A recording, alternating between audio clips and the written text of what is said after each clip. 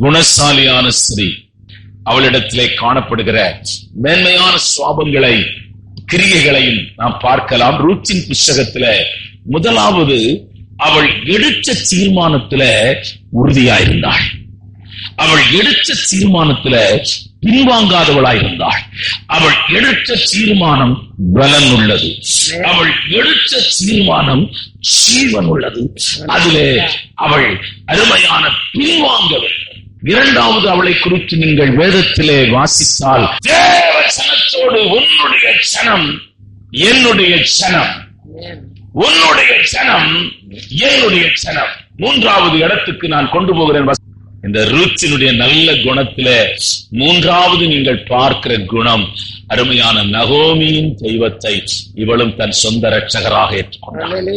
நான்காவது, நகோமியோடு கூட ரூத் இருக்க வேண்டும் என்றால், அந்த தீர்மானத்தை அவள் நிறைவேற்ற வேண்டும் என்றால் அவள் பாடுபட வேண்டியிருக்கிறார். ஐந்தாவது, நகோமி சொன்ன எல்லா வார்த்தைகளுக்கும் ஒபே பண்ணா, கீழ்ப்படிச்சு.